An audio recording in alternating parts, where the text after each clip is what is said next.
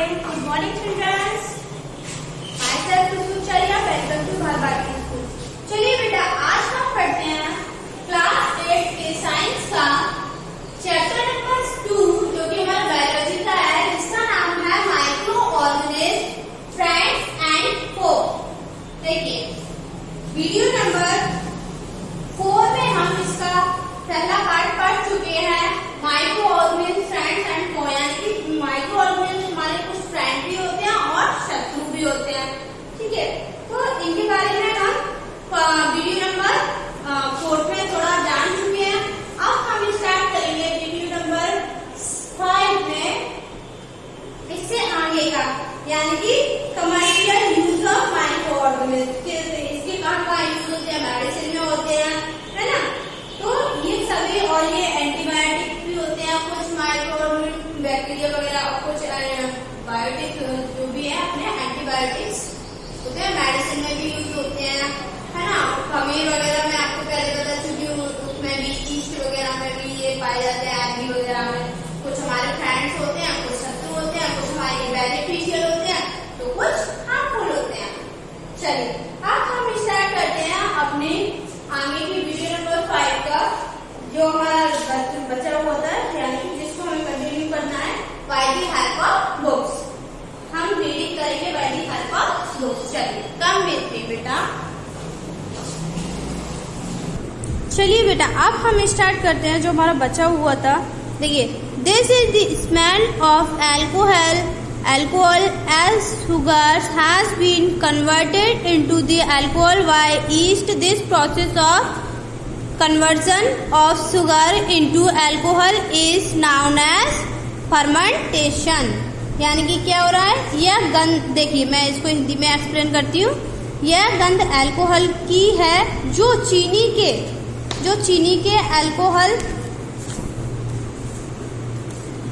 के अल्कोहल में परिवर्तित होने के कारण क्या हो रहा है? चीनी का किसमें परिवर्तित? अल्कोहल की है, जो कि चीनी में परिवर्तित होने के कारण बना है। चीनी के अल्कोहल में परिवर्तन की यह प्रक्रिया किण्वन या फर्मेंटेशन कहलाती है। ठीक है, देखिए, लुईस पास्चर ने किण्वन की खोज 1857 ईस्वी में की थी। ठीक है बेटा, देखिए, The Louis Pasteur discovered fermentation in 1857. देखिए, medicinal use of micro organism. अब देखिए, सूक्ष्म जीवों के औषधीय उपयोग, यानी कि अब चलिए इनके बारे में हम थोड़ा जानते हैं। Whenever you fall ill, the doctor may give you some antibiotic tablets,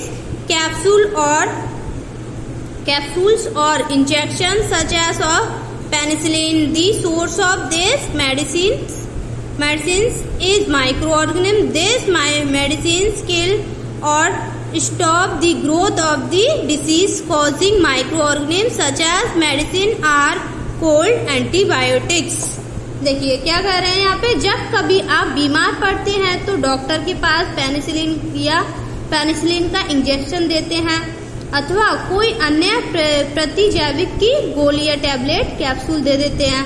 इन औषधियों का स्रोत यानी कि सूक्ष्म जीव है। ये बीमारी पैदा करने वाले सूक्ष्म जीवों को नष्ट कर देती है। क्या करती है? ये सूक्ष्म जीवों को नष्ट कर देती है, अथवा उनकी वृद्धि को रोक देती है। इस प्रकार की औषधि को प्रतिजैविक अथवा एंटीबायोटिक कहते हैं। ठीक है, जो कि पेनिसिलिन है हमारी। ठीक है, अब देखिए यहाँ पे क्या बोल रहे हैं। In 1929 Alexander Fleming was working on a culture of disease causing bacteria. Suddenly he found the spores of a little green mold in one of his culture plates. He observed that the presence of mold prevented the growth of bacteria. In fact, it also killed many of these bacteria. From this, the mold penicillin was prepared. देखिए क्या बोल रहे हैं, सन 1929 में Alexander Fleming जीवाणु रोगों से बचाव हेतु एक संवर्धन पर प्रयोग कर रहे थे। अचानक उन्होंने संवर्धन तस्तरी पर हरे रंग की फफूंद के छोटे जीवाणु देखे। उन्होंने पाया कि ये फफूंद जीवाणु की वृद्धि को रोकते हैं। यह तथ्य पाया कि बहुत सारे जीवाणु फफूंद द्वारा मारे गए। इस प्रकार फफूंद से पेनिसिलिन बनाई गई, प्रिपेयर की गई। आप देखिए, अब इसकी आप थोड़ी सी यहाँ पे रीडिंग कर लेना बेटा। ये जो बता रहे हैं यहाँ पे, commonly noun antibiotics which are made from the fungi and bacteria. The antibiotics are manufactured by growing specific microorganisms are used to cure a variety of disease. Antibiotics are even mixed with the feed of livestock and poultry to check microbial infection in animals. They are also used to control many plants disease. क्या बोल रहे हैं बेटा यहाँ पे देखिए, यानी कि पशु आहार एवं कुक्कुट आहार में भी प्रतिजैविक मिलाए जाते हैं जिसका उपयोग पशुओं में सूक्ष्म जीवों का संचरण रोकना है। प्रतिजैविक का उपयोग कुछ पौधों के रोग नियंत्रण के लिए भी किया जाता है। It is important to remember, यानी कि आपको ध्यान रखना चाहिए कि that antibiotic should be taken only on the advice of a qualified doctors. आपको हमेशा ध्यान रखना चाहिए कि आप ऐसे एंटीबायोटिक जब भी लेते हैं डॉक्टर की सलाह पर ही लें, एडवाइस पर ही लें।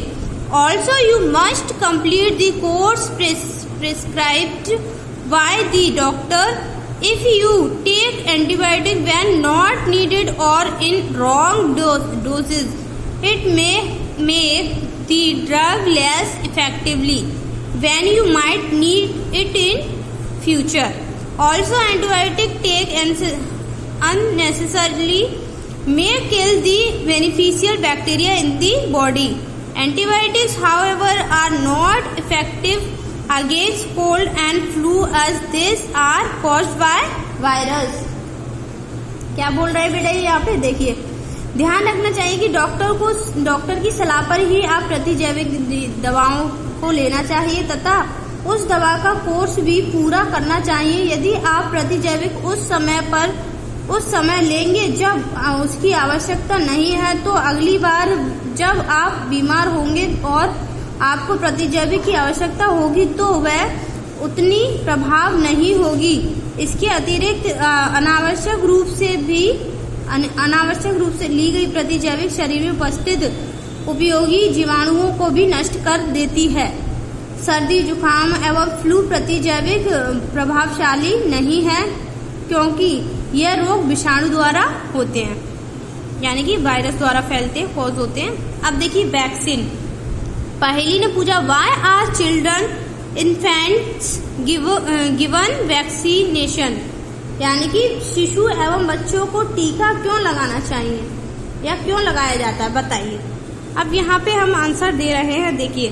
When a disease carrying microbes enters our body, the body produce antibodies to fight the invader. The body also remember how to fight the microbe if it enters again. If dead or weakened microbes are introduced into a healthy body, the body fights and kills the invading bacteria by producing suitable antibodies. The antibodies remain in the body and we are protected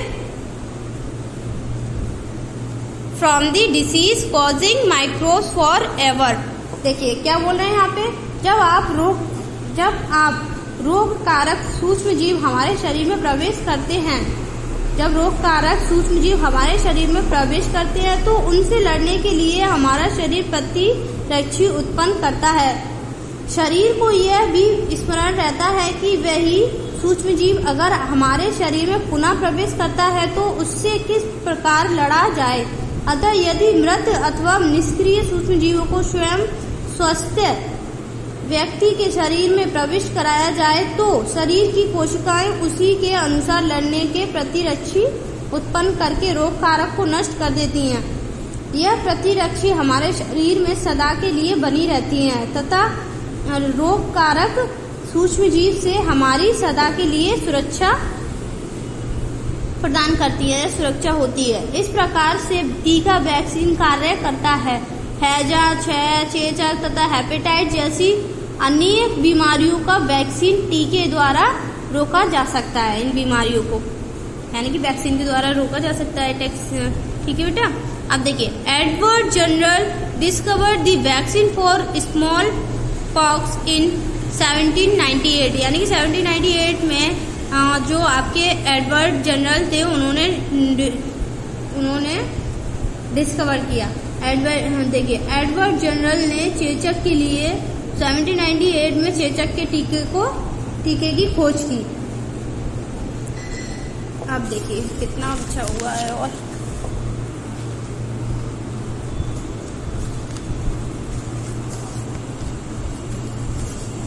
काफी बड़ा है ये chapter हमारा। देखिए,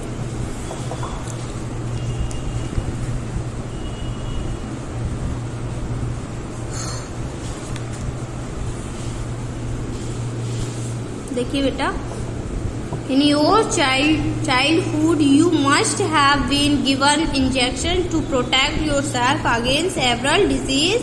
You can prepare a list of this disease. देखिए, जब आप छोटे होते हैं,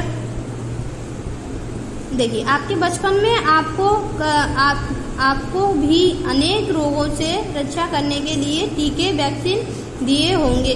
क्या आप इन रोगों की सूची तैयार कर सकते हैं? इसके लिए आप अपने माता पिता की मदद ले सकते हैं। बोला है ना, you may take help from our parents, your parents. आप अपने पेरेंट्स से हेल्प ले सकते हैं। It is initial to protect you all children against this disease. Necessary vaccine are available in the nearby hospitals. You might have seen the advertisement on TV and newspapers regarding protection of children against polio under the pulse. Polio programs, polio drops given to children are actually a vaccine. देखिए क्या बोल रहे हैं बेटा ये। देखिए, सभी बच्चों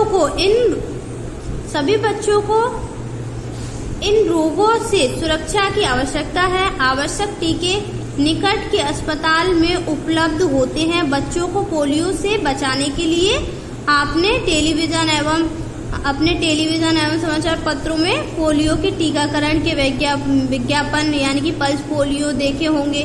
पोलियो ड्रॉप बच्चों को दिया जाने वाला वास्तव में एक टीका वैक्सीन है। चेचक के विरुद्ध विश्वव्यापी अभियान चलाया गया, जिसके परिणाम स्वरूप विश्व के अधिकांश भागों से चेचक का उन्मूलन हो गया। ठीक है। अब हम पढ़ेंगे यहाँ पे increasing soil fertility. Some bacteria are able to fix nitrogen from the atmosphere to enrich soil with nitrogen and increase its fertility. These microbes are commonly called biological nitrogen fixation. देखिए, नाइट्रोजन फिक्सेशन, ये structure आपको दिख रहे हैं nitrogen fixation के। देखिए क्या बोल रहे हैं बेटा, ये मिट्टी की उर्वरकता में वृद्धि। ठीक है, किस तरीके से देखिए, कुछ जीवाणु एवं नीले हरे शैवाल, जैसा कि ये नीले हरे दिखा रहे हैं ना, शैवाल बोल रहे हैं जिनको, जीवाणु है ये शैवाल, वायुमंडलीय नाइट्रोजन का स्थिरीकरण कर सकते हैं। इस प्रकार मैदा में नाइट्रोजन का संवर्धन होता है तथा उसकी उर्वरता में वृद्धि होती है। इन्हें सामान्यतः जैविक नाइट्रोजन स्थिरीकरण कहते हैं। अब हम पढ़ेंगे, देखिए अब हमारा है cleaning and environment. Bhujo and Paheli have observe the school garden making manner along with their friends They collected wastage of plants, vegetables and fruits from near houses and gardens. They put them in a pit meant for best disposal. After some time it decomposed and got converted to manure. Bujo and Paheli wanted to know how this had happened. देखिए अब यहाँ पे बताएंगे आपको इस तरीके से पर्यावरण का शुद्धिकरण किया जाता है। आपने विद्यालय के माली को देखने के पश्चात पहेली और बूझो दूसरे विद्यार्थियों ने घरों एवं बगीचों से पत्तियां एवं फल सब्जियों का कचरा एकत्र करके उसके निपटान के लिए बनाए गए गड्ढे में डाल दिया। ठीक है, और कुछ समय बाद इसका विघटन होने से यह खाद में परिवर्तित हो गया। पहेली और बूझो जानना चाहते हैं कि यह किस प्रकार हो सकता है। देखिए अब हम पढ़ेंगे यहाँ पे do you find any difference in the contents of the two pots so if so what is the difference you will find that plant waste in pot A has been decomposed. How did this happen? The plant waste has been covered into manure by the action of microbes. The nutrients released in the process can be used by the plants again. Do you notice that in a pot B, polythene bags, empty glasses, bottles and broken toy parts did not undergo any such change? The microbes could not act on them and converted them into manure. देखिए क्या बोल रहे हैं यहाँ पे, क्या आपको देखिए यहाँ पे बोल रहे हैं क्या आपको दोनों गमलों की वस्तुओं में कोई अंतर दिखाई देता है? यदि हाँ तो क्या अंतर परिलक्षित होता है? आप देखेंगे कि गमला ए के पादप अपशिष्ट का अपघटन हो गया। यह कैसे हुआ? सूक्ष्म जीवों द्वारा पादप अपशिष्ट का अपघटन कर उसे खाद में बदल दिया गया। इस प्रक्रिया में बने पोषक पौधों द्वारा पुनः उपयोग किए जाते हैं। क्या आपने ध्यान दिया कि गमला बी के पॉलीथीन की थैली तो थी, पॉलीथीन थैली, कांच की खाली बोतलें एवं खिलौने के टूटे हुए टुकड़ों में इस प्रकार का परिवर्तन नहीं हुआ। सूक्ष्म जीव उन पर क्रिया करके खाद में परिवर्तित नहीं कर सकते। आप अक्सर बड़ी मात्रा में मृत जीवों को सड़ते हुए पादप एवं कभी कभी सड़ते हुए जंतुओं के रूप में देखते हैं। आप देखते हैं कि कुछ समय बाद यह विलुप्त हो जाते हैं। इसका मुख्य कारण यह है कि सूक्ष्म जीव मृत जैविक अपशिष्ट का अपघटन किसमें हो जाता है? अपशिष्ट का अपघटन करके उन्हें सरल पदार्थों में परिवर्तित कर देते हैं। यह पदार्थ अन्य पौधों एवं जंतुओं द्वारा पुनः उपयोग कर लिए जाते हैं। इस प्रकार हानिकारक एवं दुर्गंध युक्त पदार्थों का निम्नीकरण करने के लिए हम सूक्ष्म जीवों का उपयोग करके पर्यावरण का शुद्धिकरण कर सकते हैं। पर्यावरण को क्या कर सकते हैं? शुद्धिकरण कर सकते हैं। अब देखिए हार्मफुल माइक्रो ऑर्गेनिज्म यानी कि हानिकारक सूक्ष्म जीव। Microorganism are harmful in many ways. Some of the microorganisms cause disease in human beings, plants and animals such as disease causing microorganisms are called pathogens. Some microorganisms spoil food, clothing and leather. Let us study more about their harmful activities. देखिए सूक्ष्मजीव अनेक प्रकार से हानिकारक हैं। कुछ सूक्ष्मजीव मनुष्य, जंतुओं एवं पौधों में रोग उत्पन्न करते हैं। रोग उत्पन्न होने वाले ऐसे सूक्ष्म जीवों को रोगाणु अथवा रोगजनक कहते हैं।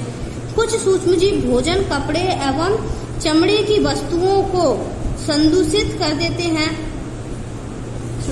देते हैं। आइए उनकी हानिकारक आइए उनकी हानिकारक गतिविधियों के विषय में और अधिक जानकारी प्राप्त करते हैं। ठीक है, तो देखिए disease causing microorganism human मनुष्य में रोग कारक सूक्ष्मजीव। देखिए pathogen enter our body through the air we breathe the water we drink or food we eat.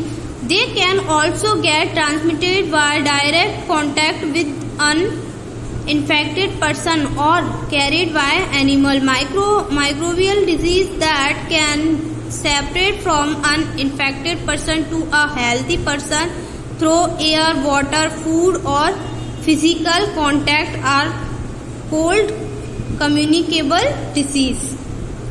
For example में यहाँ बता रहे हैं such as disease include cholera, common cold, chickenpox and tuberculosis also.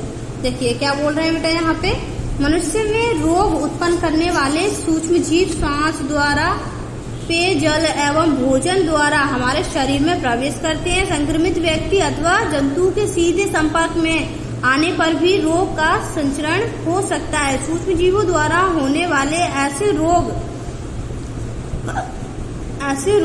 जो एक संक्रमित व्यक्ति से स्वस्थ व्यक्ति में वायु, जल, भोजन अथवा कायिक संपर्क द्वारा फैलते हैं संचरणीय रोग कहलाते हैं। ये क्या कहलाते हैं? संचरणीय रोग कहलाते हैं, जो एक दूसरे के संपर्क में आने से फैलते हैं। इस प्रकार के रोगों के कुछ उदाहरण इस तरीके से जैसे कि मैंने बताया, चिकन पॉक्स, हैजा वगैरह एक्सेट्रा। अब देखिए जब जुकाम से पीड़ित कोई व्यक्ति छींकता है तो सूक्ष्म बूंदों के साथ हजारों रोग कारक वायरस, विषाणु भी वायु में आ जाते हैं। यह वायरस श्वास के साथ ली जाने वाली वायु के साथ शरीर में प्रवेश कर जाते हैं। अब देखिए यहाँ पे बूझो क्या बोल रहा है पहेली से, then how do prevent the separate of communicable disease. Paheli ने कहा we should keep a handkerchief on the nose and mouth while sneezing. It is better to keep a distance from infected person. क्या कहा यहाँ पे बूझो ने पूछा, तब आप संचरणीय रोगों का फैलना किस प्रकार रोकते हैं? पहेली ने आंसर दिया, हमें छींकते समय अपने मुंह एवं नाक पर एक रुमाल रखना चाहिए। अच्छा तो यही है कि संक्रमित व्यक्ति से पर्याप्त दूरी बनाए रखी जाए तो ज्यादा बेटर है। देखिए यहाँ पे there are some insect and animals which act as carriers of disease causing microbes. Housefly is one such as carry the flies sit on the garbage and animals excreta. Pathogens stick to their bodies when these flies sit on uncovered food. They may transfer the pathogen. However, eat the contaminated food is likely to get sick. So it is advised to always keep food covered. Avoid consuming uncovered items of food. Another example of carrier is the female Anopheles mosquito, which carries the parasites of malaria. Female Aedes mosquito acts as carrier of dangerous virus. How can we control the spread of malaria or dengue? देखिए क्या बोल रहे हैं यहाँ पे, कुछ कीट एवं जंतु ऐसे भी हैं जो रोग कारक सूक्ष्म जीवों के रोग वाहक का कार्य करते हैं। घरेलू मक्खी इसका एक उदाहरण है। मक्खी कूड़े एवं जंतु अपशिष्ट पर बैठती है। रोगाणु उनके शरीर से चिपक जाते हैं। जब मक्खी बिना ढके भोजन पर बैठती है तो रोगाणु का स्थानांतरण संभव है। जो भी व्यक्ति ऐसा संदूषित भोजन करेगा उसके बीमार पड़ने की संभावना है। अतः यह सलाह दी जाती है कि भोजन को सदा ही ढककर रखा जाए। बिना ढके भोजन को खाने से बचना चाहिए। मादा एनाफिलीज या मच्छर इसका अन्य उदाहरण है। देखिए मच्छर फ्लेंजोडियम मलेरिया परजीवी का वाहक है, यानी कि मलेरिया फैलाता है ये। मादा एडीज मच्छर डेंगू के वायरस का वाहक है, यानी कि जो मादा है एडीज वो डेंगू फैलाती है। हम मलेरिया अथवा डेंगू का नियंत्रण किस प्रकार कर सकते हैं? देखिए पहेली कह रही है, why does the teacher keep telling us not to let water collect?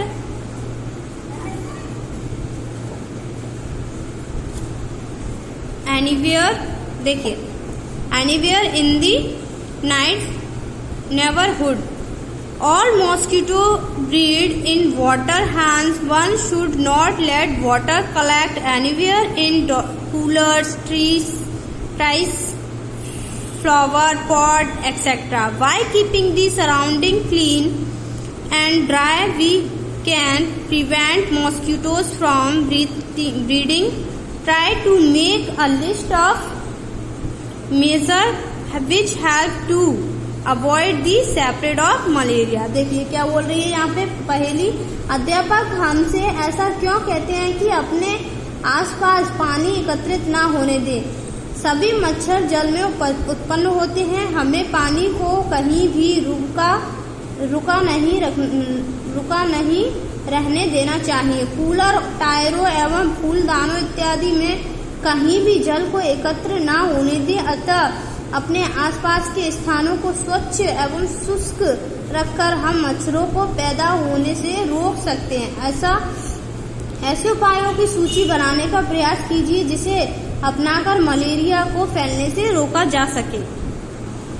चलिए बेटा, ये जो टेबल्स हैं, यहाँ पर टेबल्स दी हुई है, इस टेबल्स के बारे में हम थोड़ा सा पढ़ लेते हैं, या इस टेबल्स को हम अपनी नेक्स्ट वीडियो में पढ़ेंगे। जब तक के लिए आप घर पे रहिए, आप स्वच्छ रहिए और हैंड वॉश करिए, सैनिटाइज करिए बार बार। जब तक के लिए बाय।